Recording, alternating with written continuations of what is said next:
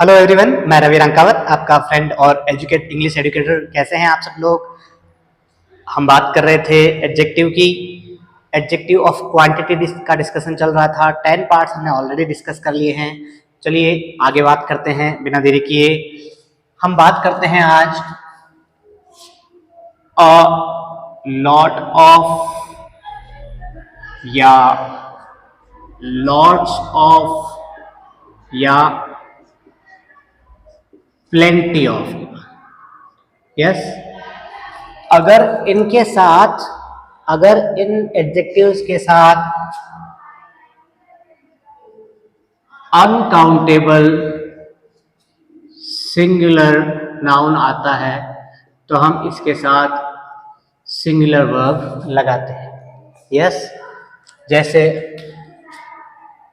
Lot of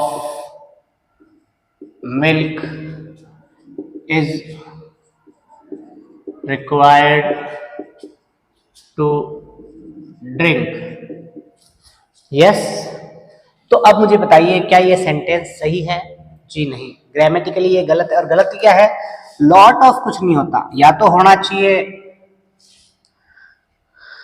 a lot of या फिर होना चाहिए लॉट्स ऑफ। यस, ये lot of, a lot of, sorry a lot of, lots of, plenty, ये सब बताते किसको है? मच को, मतलब ज्यादा को, क्वांटिटी को, यानी मात्रा को बताते हैं। और एग्जांपल्स देखें। Space silver is available to make jewellery. Yes, तो सिल्वर इज अवेलेबल, तो या तो क्या आएगा? A lot of silver is available. अब सिल्वर यहां पर क्या है? अनकाउंटेबल सिंगुलर नाउन है। यस, तो आगे वर्ब भी सिंगुलर आई और ये अनकाउंटेबल यानी क्वांटिटी को बताता है। जैसे सिंपली और देख सकते हैं, लॉट्स ऑफ गोल्ड, छोटा कर दो इसको, is required to make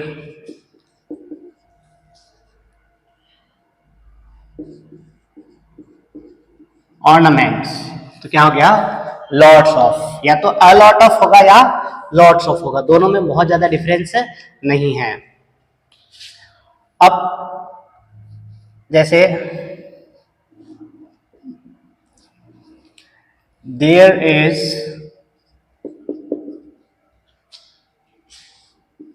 of money to buy a car. Plenty का मतलब पर्याप्त, तो प्लेंटी का यूज कर सकते हैं, plenty of money to by A car. अब प्लेंटी का मतलब यहां पर क्या होता है? मच, या हम कह सकते हैं सफिशिएंट, या इसे कह सकते हैं हम इनफ क्वांटिटी। यस, प्लेंटी का मतलब प्रचुर मात्रा में, इनफ क्वांटिटी मतलब जितनी जरूरत है उतनी चीज हमारे पास है।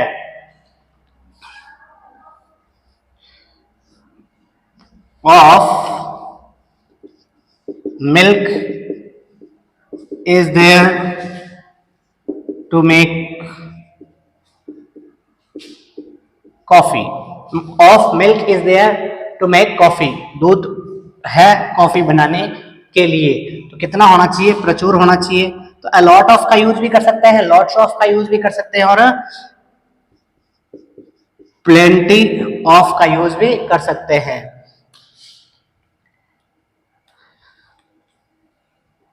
प्लेंटी वाई लगाना रहेगा अभी, है ना? तो ये सब होते हैं lot of, a lot of और plenty of. Generally uncountable singular noun आता है इनके साथ और सिंगुलर वर्ब का यूज किया जाता है। इसके अलावा और भी कुछ एडजेक्टिव्स होते हैं, जैसे a great deal of, good deal of, great amount of good amount of, यहां पर डील का मतलब क्या है, मात्रा से है, क्वांटिटी से है। यस, अमाउंट का मतलब भी यहां पर मात्रा से है। इसके साथ सिंगुलर नाउन का यूज किया जाता है और सिंगुलर वर्ब का यूज किया जाता है। जैसे I have a good amount of knowledge to teach you. I have a good amount of knowledge to teach you, मेरे पास अच्छी मात्रा है ज्ञान की आपको पढ़ाने के लिए। तो पढ़ाओ सर, कोशिश कर रहा हूं भाई। तो यहां पर किसका यूज हुआ, अ good amount of. Yes, knowledge यहां पर क्या है, अनकाउंटेबल है। यस, तो ये सारे के सारे, ये भी सारे के सारे क्या होते हैं, एडजेक्टिव्स होते हैं। एडजेक्टिव ऑफ क्वांटिटी को बताते हैं, सिंगुलर नाउन आता है इनके साथ और सिंगुलर वर्ब का यूज किया जाता है। चलिए आगे बात करते हैं कुछ और एडजेक्टिव्स की।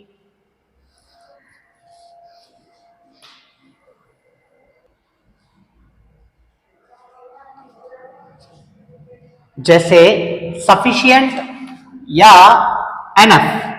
सफिशिएंट का मतलब भी होता है पर्याप्त या प्रचुर मात्रा में, और ये संख्या को भी बताता है। और एनफ का मतलब भी पर्याप्त या प्रचुर, मतलब सफिशिएंट, एनफ की बात कर सकते हैं हम, है ना। तो जैसे बात करते हैं सफिशिएंट की, जैसे there is milk to make T.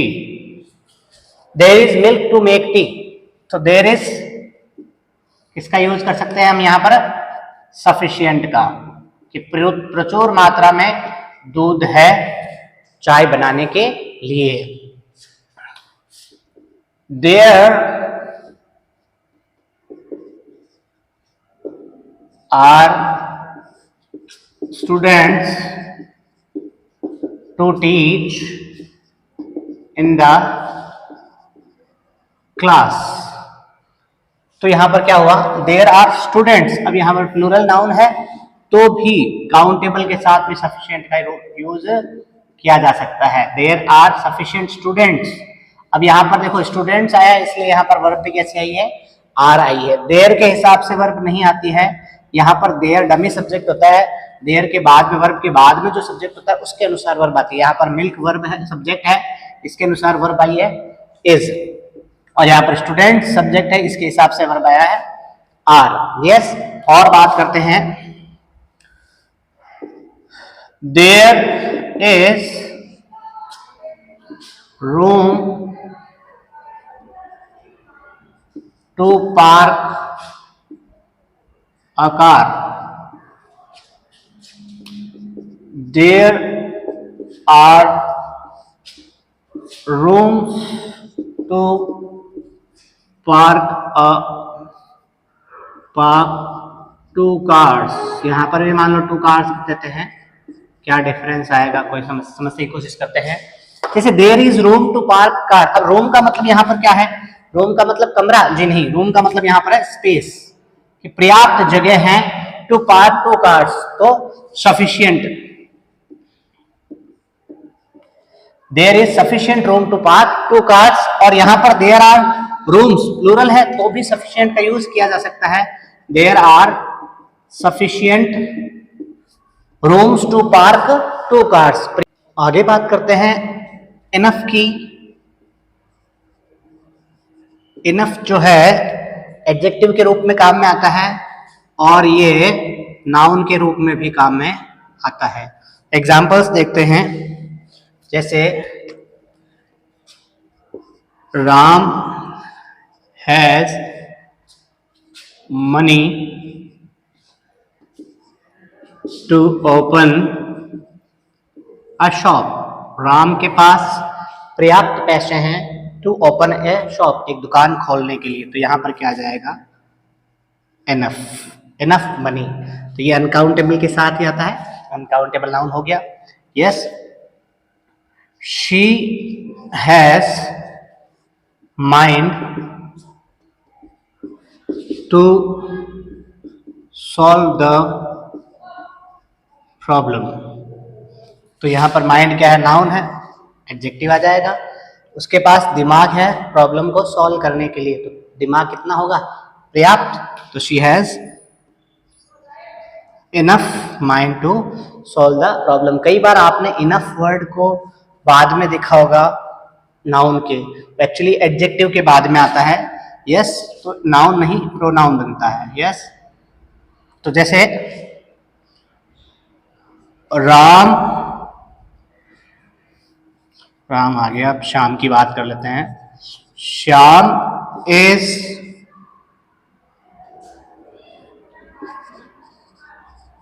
Honest for us. तो Ram is honest enough.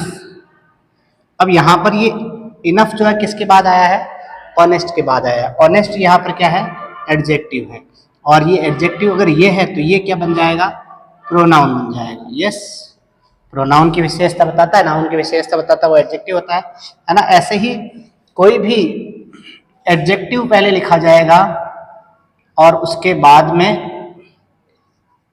Enough का यूज प्रोनाउन के रूप में किया जाएगा। जैसे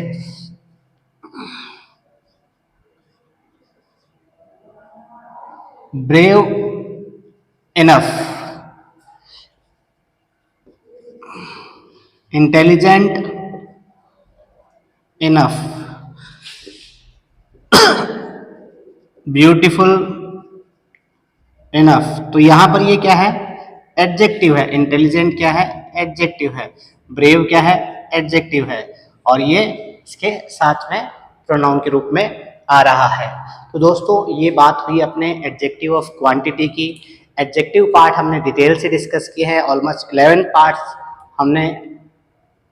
पार्ट्स में हमने एडजेक्टिव को बांटा है। फिर भी अगर कोई चीज़ रह जाती है, कोई चीज़ समझ में नहीं आती है आपको, तो आप मुझसे कमेंट करके पूछ सकते हैं। मैं निश्चित रूप से आपके सभी कमेंट्स का जवाब दूंगा। और अगर मेरा वीडियो पसंद आया है आपको तो लाइक कीजिए, शेयर कीजिए और सब्सक्राइब कीजिए। Thank you so much. Have a nice day everyone.